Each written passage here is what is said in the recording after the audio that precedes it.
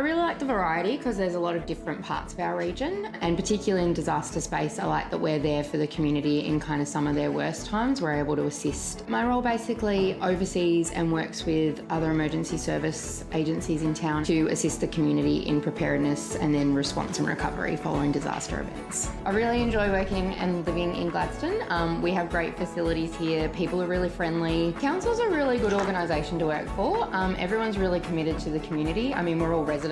We want to see what's best for the community happening. I do quite a few sports in town, so use a lot of our sporting facilities, as well as involved in the community theatre space. So getting to use the GECC, which we're really lucky to have. I do the community musicals. So we've done, I've been involved in Anything Goes, Legally Blonde, Carrie, and then also do foster caring through GPAWS, which is one of the animal rescue groups. Emma Catlin, Disaster Response Specialist for Gladstone Regional Council.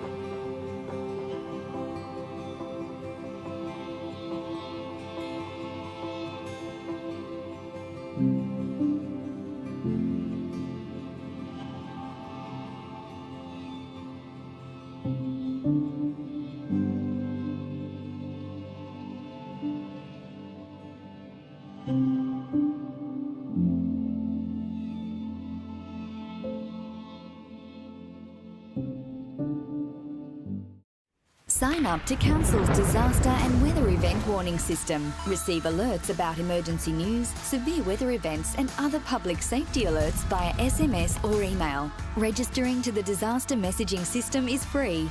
To register, visit Gladstone Regional Council's Region Watch website and click on the Register for Warnings button.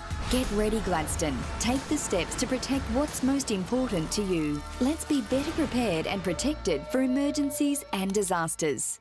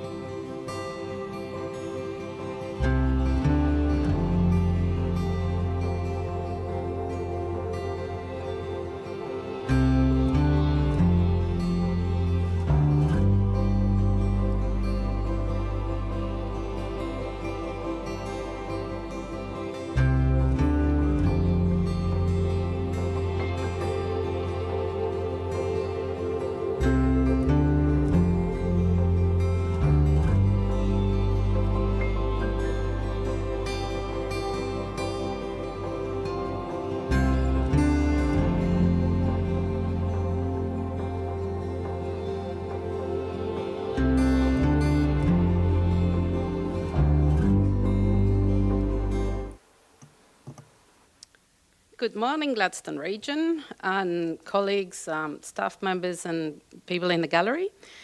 Today is Tuesday the 3rd of December and this is a Gladstone Regional Council General Meeting.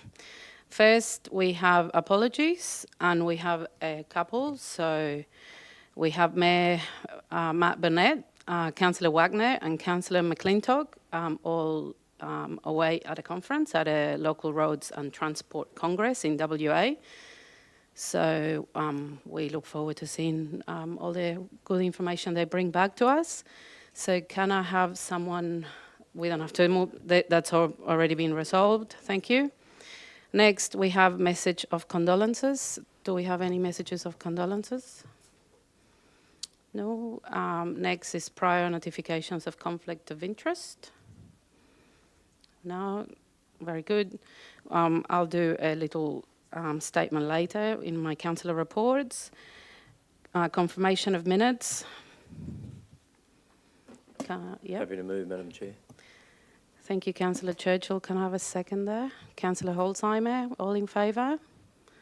Thank you.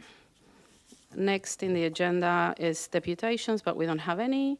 Officers' reports, G.4. Point 1, sale of land. General Manager, Finance, Governance and Risk, Mark and Elise, welcome, and please go ahead when you want to. Morning, Deputy Mayor. Morning, councillors. This item is for you to consider the commencement of sale of land actions with respect to essentially overdue rates and charges. So this is essentially the final stage of our debt recovery process. We've had 30 properties essentially now reach that phase, and to reach that phase they have to have essentially debts that are overdue by more than 3 years with respect to residential property, so that's current year plus 3, so to be overdue. And with respect to vacant and commercial land, that's property that we've received a judgment and is over 12 months overdue. So we do have a list of 30 properties there that we're proposing to start that action on.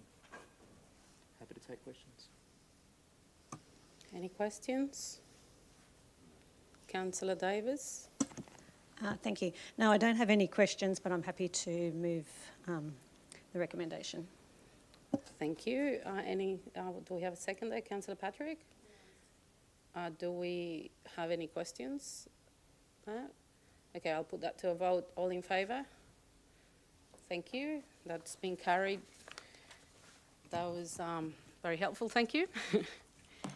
The next officer's report is 4.2, Queensland Audit Office Final Management Report for 23-24. Mark, thank you. Thank you. This item is to receive the final management report from Queensland Audit Office with respect to our 23-24 financial year. So in your annual report that you adopted at your last council meeting, that included the audited financial statements for 23-24. This is essentially the final management letter with respect to those audited financial statements.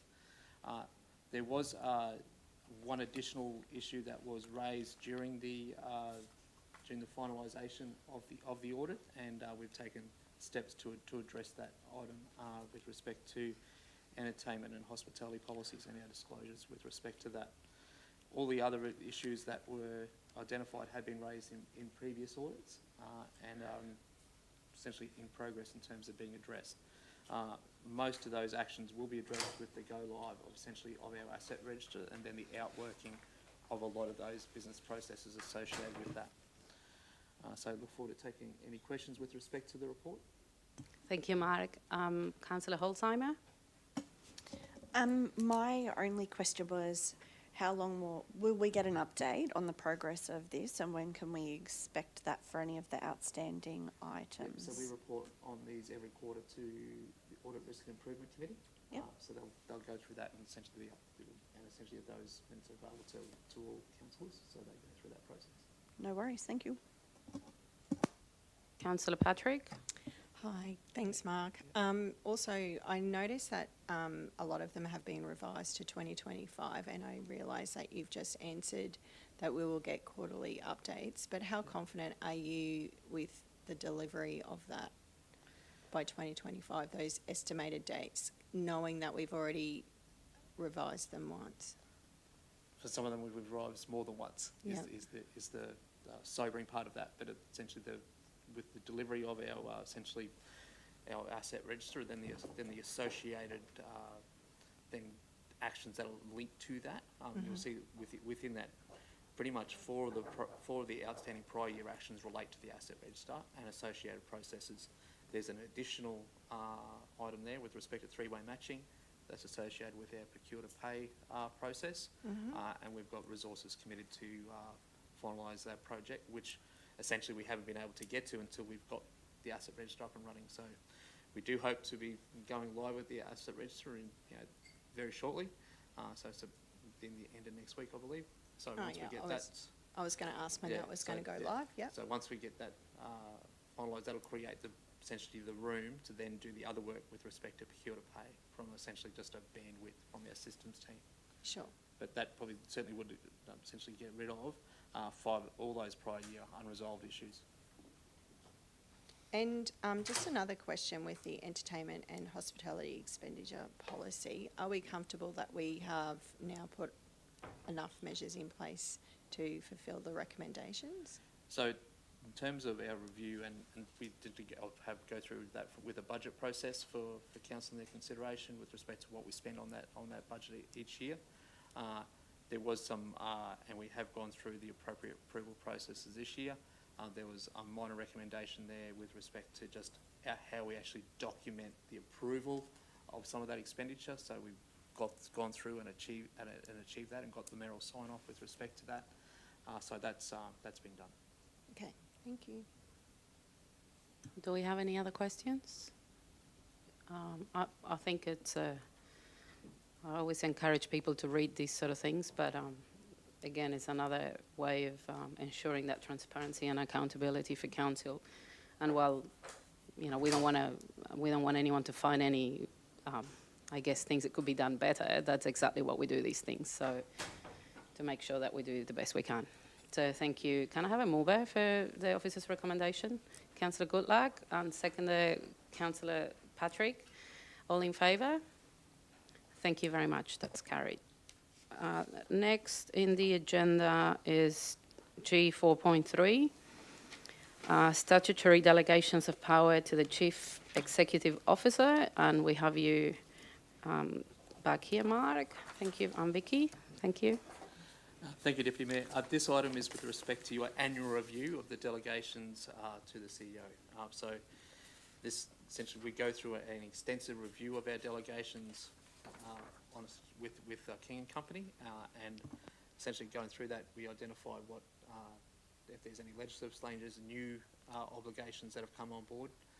So from a process perspective, where when legislation delegates a decision to council, that sits with council unless it's delegated to the CEO. So this actually provides the mechanism for that. So in the attachment, there is a number of items that are highlighted as remaining with council. But then there's also within that 181 pages, a lot of those that go back through to the CEO. But happy to take questions with respect to any particular items of legislation, because there is obviously with 181 pages, there's a lot. Thank you, Mark. I think we have a question in Councillor Holzheimer and then Councillor Churchill. Me first again today. Look at me go.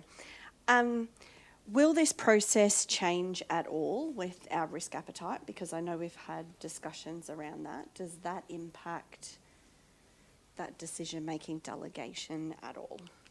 It can do, in terms of so there is sub-councils and who delegate all of the decisions within this piece to the CEO. So that really is probably a question for council as well. There's some of those decisions at the moment that do remain with council. So that you can review this as often as you want. So there is some, and when you update your risk appetite, if you feel that there is you're not comfortable with that you don't need that delegation, or alternatively, the other way, if you want to actually bring some of those decisions back to the table, it's absolutely your right to do that. So as your risk appetite changes, and in fact, I would be this really is a judgment of your risk appetite as well, in terms of some of the decisions that you made. Some of the decisions that you're willing to delegate and some that you aren't. No, I think it's important to remember you're not actually giving away this power. You can exercise it in your own right at any point in time. I guess it is what I've presented to you is just our historical approach to delegations, where previous councils have said, no, we absolutely want these decisions to come to the boardroom, so they haven't been delegated to the CEO. And, you know, a new council, you may want to do things differently, hence the three options that I've presented there for you. And I think that was the other note that I had written down, that in the time that I've been sitting in this chair, I've noted many times where officers or the CEO have actually brought topics to us or issues that might not actually sit within our delegation, that there might be some unrest within the community about, or that they feel needs to come to us as well. So that's, for me, demonstrated trust, that even if there is a little bit of, you know, need for us to know things that might not actually be in our delegation, that it's still brought to our attention, so we can feel confidence in the CEO and the officers in the decisions that they're making. Absolutely. So I appreciate that. Our officers, if we think that there's going to be something that councillors need to be aware of, even though the power has been delegated to officers to exercise, our general managers and CEO exercise judgment and say, no, I feel that this needs to go to the boardroom, so that decision making, so that you're comfortable with the decisions that are being made. Yeah, which is great practice that I've witnessed. So thank you. Thank you. Can we go to Councillor Churchill? Yeah, thanks for that, Madam Chair. Yeah, thanks, Mark. Thanks, Vicky. I've been an advocate, a strong advocate for this for some time, the significance and the importance of the register, and I'll lead to the question very shortly, but also very mindful it's not only compliance with legislation, but it expedites decision-making that can occur as a result of matters that come before the CEO and the organisation at that particular time. So I'll continue to be an advocate for that, provided that we don't end up getting to the stage, and I'd never want to see the stage that we remove decision-making from this boardroom, because we're actually put here by the people appropriately to make the decisions in the best interests of our residents and ratepayers. So whilst there's statutory requirements, I understand the principle of being able, as I said there before, to expedite the decision-making, rightfully, especially during disaster times, and the list goes on. But my question, and I suppose it's the one I continue to ask continually, and making sure that we never forget that this register and the delegation register is made available for viewing by the public. Yes, Councillor Churchill. On request, any member of the community can come and ask for a copy of the delegation register. At the moment, we don't publish it to the website, and the legislation actually says on request. So, yeah, any member of the community can ask for the delegation register. That's all I wanted to get. I just want to get reassurance that if anybody asks at any time through the correct process, that they can be entitled to be able to access that. And I would never want to see that change, because I would hope that even though I've said before we're subservient to the state government, we don't want to see the state government taking away our ability to make local decisions, local area, by the people that are the local people that have voted us into this boardroom. Absolutely. And people would be entitled to the register regardless under the Right to Information Act. So we just basically release it administratively when a request is made. Okay, I'm happy to move the officer's recommendation unless you've got some more questions coming forward. I do, but I'll take a second there. Councillor Holzheimer, sorry, you both put your hands up at the same time, but I know, Councillor Goodluck, you have a question? Thank you, Deputy Mayor. I'll just clarify to, obviously being an agenda item on today's general meeting agenda, it is published on our website, which is publicly available, so people can request for administratively a copy of the delegations, or equally they can be pointed to our website where they will be able to see this agenda item and the attachments with the delegations register anytime they want on the website. So, thank you. I wanted to just quickly, if it was okay, would you CEO, if you can maybe just tell us how you're experiencing the delegations, if it's working for you, or if there's anything else that you would like us to know. I think the current approach is working well. Obviously, when council delegates to the CEO, then there's opportunity to delegate further within the organisation, and as Councillor Churchill was saying, how we can operate effectively and efficiently. There are a lot of delegations. It's a really important reference document to make sure when we are making decisions, the right people are making them. But there's a lot of breadth to what we do, and thank and commend Vicky on the work she does to keep this up to date for us, because it's an enormous body of work. But no, there's no issues from my perspective currently. Thank you.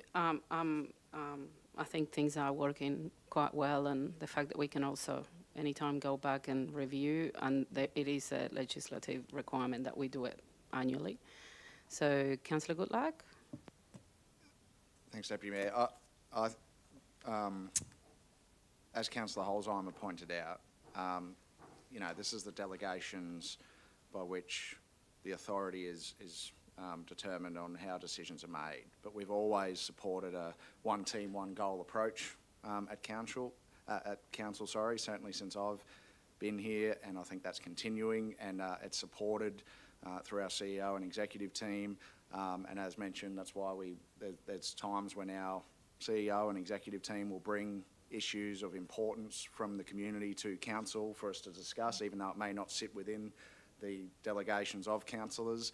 And equally, there's times when, you know, vice versa, that might happen. And I think that's a great approach that this council has, and I'm sure that will continue. So just to clarify for anyone who's wondering, that's more of a formality and an administrative tool on how decisions can be made efficiently and effectively. But certainly as a council, we take that one team, one goal approach whenever we need to. Thank you, Councillor Goodluck. So I have a mover in Councillor Churchill and seconder in Councillor Holzheimer. Is there any other questions? Who's in favour of the officer's recommendation? Thank you. That will be carried then. Thank you. I think we don't need you, Mark, anymore. So thank you very much. We do not for today at this meeting. We always need you. The next item in the agenda for officers' report is 4.4, Saiki Sister City Committee 2025. And we have Bride Johnson and Jacqueline Iwasaka. Oh, sorry. Oh. Rebecca. Thank you very much. And hopefully Jacqueline is okay. Good morning, and thank you, thank councillors. I'm joined this morning by our Community Development Officer, who is also the Secretary of the Saiki Sister City Committee, Rebecca Creedy, as we present the Saiki Sister City 2024 Annual Report and 2025 Committee for endorsement. On the 14th of November, the Saiki Sister City Committee held its annual general meeting, and nominations for the 2025 committee were received. The committee puts forward for endorsement Jacqueline Iwasaka as President, Chris Moore as Vice President, and Carolina Bokos, Rabina Cuppet, Beverly Fellows, Maureen Mason, Yukiko Moore, Peter O'Dwyer, and Mayumi Ray DeBosso, and Gary Scanlon as general members of the committee. I'd also like to thank outgoing committee members Wendy Marsh, Howard Marsh, Gay Cyrus and Aaron Yeh for their contribution over the past year. 2024 marked the 28th anniversary of the Saiki Sister City Declaration of Friendship, and I'll ask Rebecca to give us some highlights from the committee's activities throughout the year. Thank you for having me here today to share the highlights of outgoing President Wendy Marsh's report. I know that she was hoping to be here herself today to deliver her final report. However, she's out of town, so I'm pleased to share her words today. Kaizen is a Japanese philosophy that encourages small, continuous changes initiated by all members concerned. Throughout the year, all those involved in the Sister City relationship have once again enthusiastically and successfully demonstrated the philosophy of Kaizen. The generous support of the Mayor, Councillor Matt Burnett, and the Gladstone Regional Council cannot be overestimated.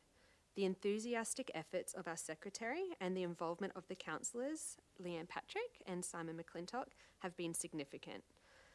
The Mayor's commitment to the Sister City friendship was highlighted at the annual book exchange at the Mayor's Youth Dinner.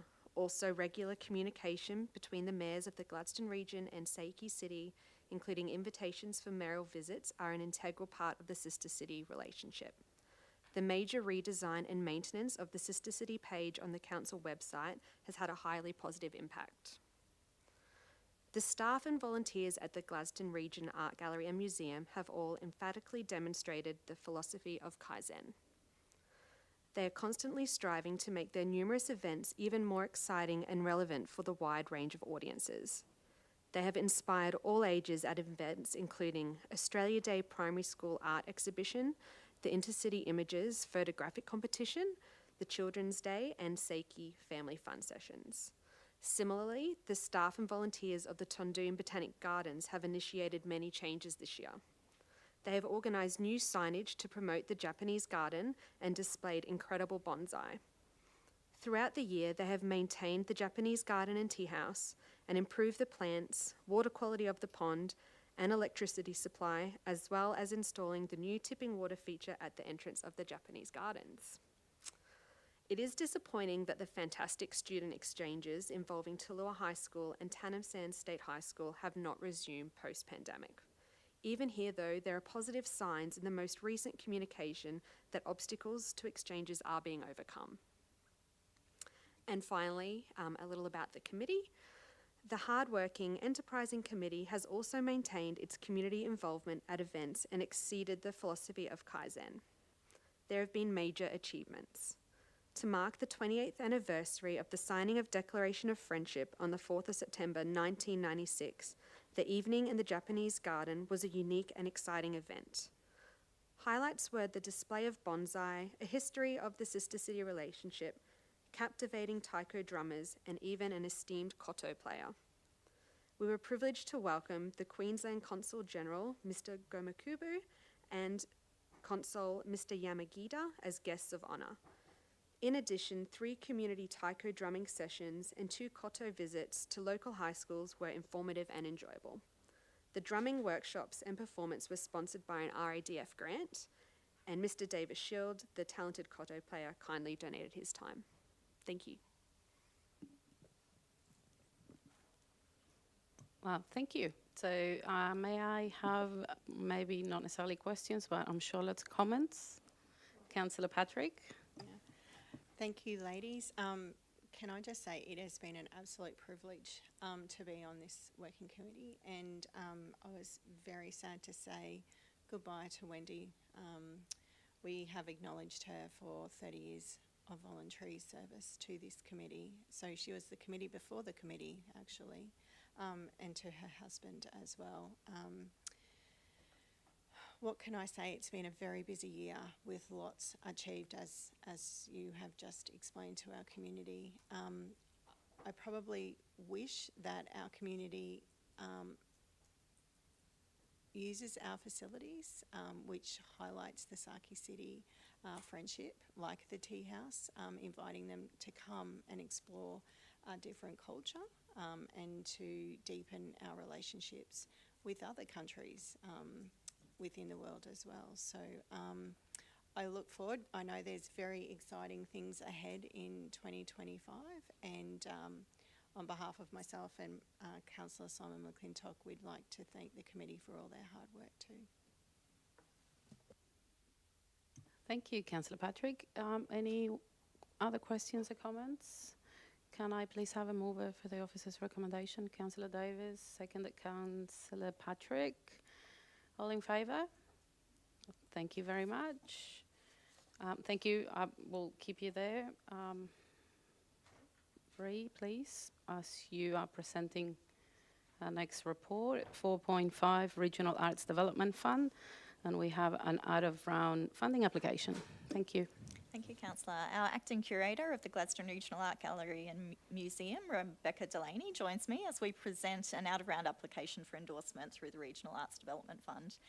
Out-of-round or quick response applications are open year-round for those seeking funds of up to $2,000 through the RADF program. The Agnes Water Celebration Mural is a public artwork to be created by local artist Jen Holstein on the fence of a small local business, Agnes Scooter Hire, at 8 Agnes Street. The mural will honour the vibrant community and astounding natural beauty of the Agnes Water and 1770 area through an expressive use of vibrant colour, exploring the themes of nature and community. The application is recommended for funding of $2,000. I welcome any questions.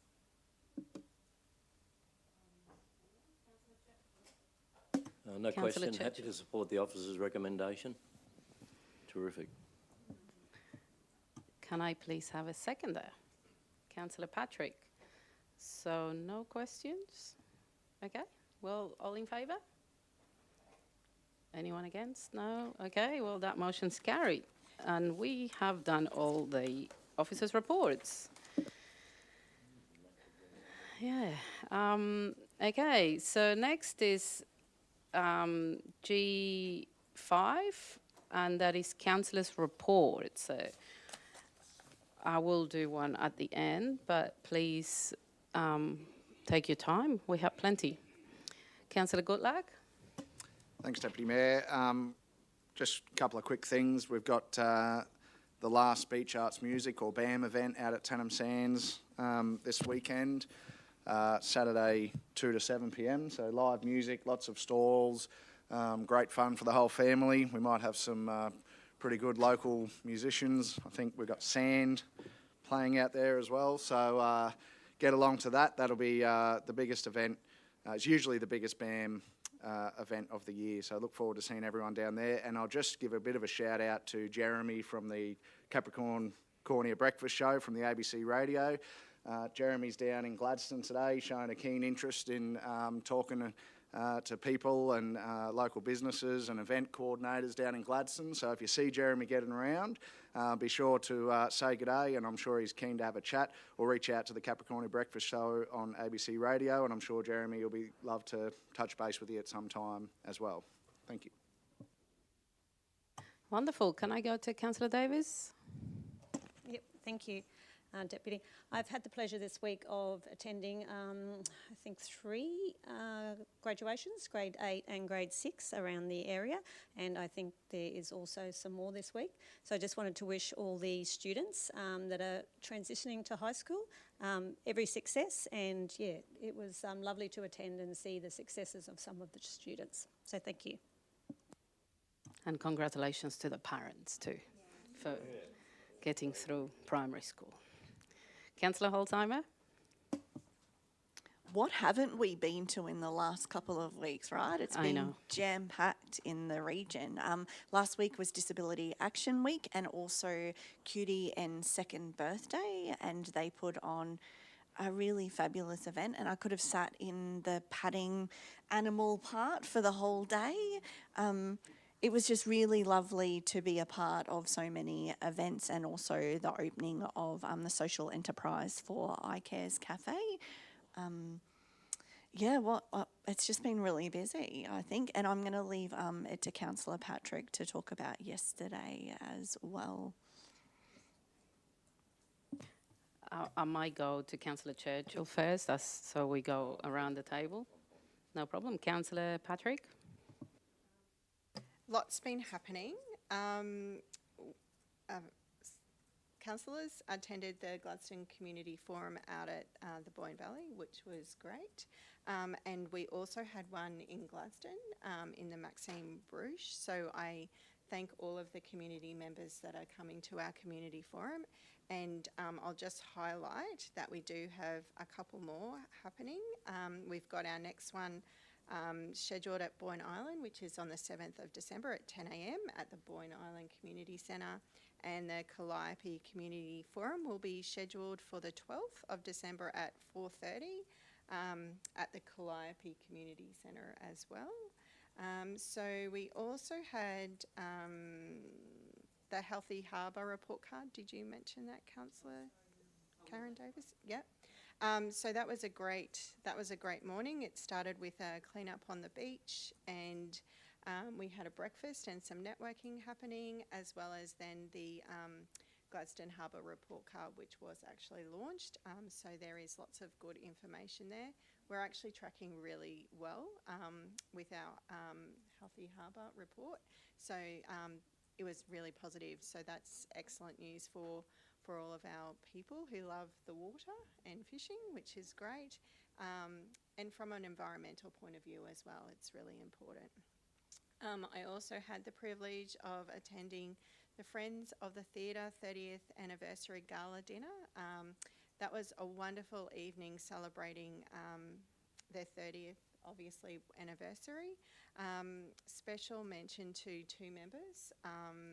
There was, sorry, Councillor Churchill, can you help me out? It was Bev Fellows and Gloria Holmes celebrated 30 years of volunteering with Friends of the Theatre. Over 3,000 hours of annual volunteer service, which is equivalent to $139,000 worth of volunteering happens annually with them. So they are a significant group that adds so much value to our region and our community. I then had a very busy day being a judge at the National North Region First Lego League. It was a very long day. The day started at 6:45 in the morning and finished about 6 p.m. But seeing the joy and enthusiasm of our next generation in the STEM Robotics Challenge was great. Chanel College did were winners of an award, and which is great to see. And I wish all the other winners who are going on to the National Asia Pacific competition all the very best. It was great to have that event here because obviously it stimulates our economy with it being a national competition. So lots of visitors from lots of places around Queensland who were staying here for the weekend. We also headed out, quite a busy time of the year, headed out to the welcome for Gladstone Region Morning Tea out in the Boyne Valley, which was really lovely. It was a good vibe happening out there. I have to say some councillors did do some shopping. We bought lots of plants and it was great to interact with community out there as well in a much more social way, which was really great. So thank you to the staff members who give up their time to assist councillors with that as well. So that is fantastic. As Melissa has already touched on, Disability Action Week and Disabilities Connect second birthday, which was fantastic. That was such a great morning and was held in the Lions Park, which was a really great venue. So well done and congratulations to them. We also saw the Far North Queensland Chamber of Commerce and Industry. I've listed it all. You won't let me anything to say. So maybe the only other thing I wanted to mention, I will leave, but something that I did attend, which was fantastic, was the Tannum Sands High School 25th anniversary mural unveiling. They celebrated the unveiling of Yesterday, Today and Tomorrow, which was a collaborative piece symbolising the school's history, community spirit and aspirations for the future. And I just want to congratulate the students, staff and the local artists involved with that piece of artwork. And I'll hand it over to someone else. Thanks. That was great, Councillor Patrick, but I guess yes, we are very busy and we are having full days every day. We mentioned a couple of the graduations, but we have, I think, been to every single one and still going. So I think I know that all councillors really enjoy those opportunities to see young people and their parents and their teachers in their celebrations. So it is quite sometimes emotional to see the kids coming through and how you see them growing up and being healthy and being supported by their communities. So I'll go back to my list. Some of these things, I guess, they have been mentioned, but I do want to say, congratulations to the Friends of the Theatre for the 30-year anniversary. And the same as the Friends of the Theatre, we have wonderful volunteers all around our facilities, including environmental volunteers, we have the Tundun Garden volunteers, we have the Friends of the Library volunteers, and they add enormous amount of time to what we do. And I hope we also give them a lot of purpose. So the Boyne Valley welcome to the Region Morning Tea, again, wonderful. We also launched the Mayor's Giving Tree at the Gladstone Centre Plaza. And yes, there's some pictures there doing a bit of celebrations. That was really a really nice morning. Disability Action Week, again, I've attended a couple of those events. That was great. We also started the 16 days of activism around domestic and family violence awareness and prevention. So there's a number of different events around, and I encourage you to know or go, attend, or get engaged with any of them. Also, definitely the Gladstone Healthy Harbour Partnership, and I wanted to mention that because it's also their 10th report that they have done. So there's been 10 years of their work around our region. Congratulations to Equal Ground, the social enterprise coffee shop, which we attended the opening for. And we also had a big event last week when we hosted in Gladstone the First Nations Chamber of Commerce Summit. And I wanted to congratulate the organisers. We had a few hundred people here talking all things First Nations and how we are going in our path towards reconciliation and inclusion of all things First Nations, especially in our economic development. The last thing I'm going to say, and before I go into the upcoming things, we also received delegations from Vietnam and a number of African countries. So this is part of the many, many people that we constantly receive and welcome in our city that are interested in the things that we're doing in relation to the economic transition and how we're managing all things energy. We also hosted our CQ Rock in Gladstone last week, and that is all of our neighbouring councils that came here, and we had meetings and also our kind of Christmas get-together. So thanks everyone. It's tough. We've been working hard, and I'm sure everyone's been able to see you at something or another thing through the last couple of weeks, and they will continue to see us in the next couple of weeks before we have a little bit of a Christmas break. And going on to Christmas breaks, there is so much happening in relation to Christmas coming up, and I'm sure I'm going to forget some of them, but please don't hold it against me. Please send it to us. We're always happy to share things on our socials. But we have the Boyne on Wednesday the 4th, so that is tomorrow. We have the Boyne Library Christmas Tree Decorating Extravaganza, which we've been holding for a long time. It's lots of fun, there's lots of children, everyone has a great time, and we also normally have Santa at the end. On Friday, we have the Santos GL&G Mayor's Carols, also a huge event for our region. Saturday, as Councillor Goodluck said, the biggest beach arts and music markets of the year, so don't forget to visit. And as you do your Christmas shopping, you can also go to the Miriamville Community Christmas Fair. There's also Agnes Water Community Christmas Carols on the Sunday. We have the Ulysses Motorcycle Christmas Toy Run on the Saturday. And as it was mentioned before, we have the last two community forums around the region. And that will be Saturday, the 7th of December in Boyne Tanham at the Boyne Community Centre, and on Thursday, 12th of December at Calliope. And that will wrap up the community forums for this year, but we will be back next year doing these engagement exercises, which have been really well received, and we really enjoy them. So I think that's it, but again, please, I apologise if I forgot anything. Please don't hesitate to send the information to us, and we will do our best to promote it where we can. Is there any other councillor reports? Okay, next is urgent business, which we don't have any. There's no notices of motion or confidential items.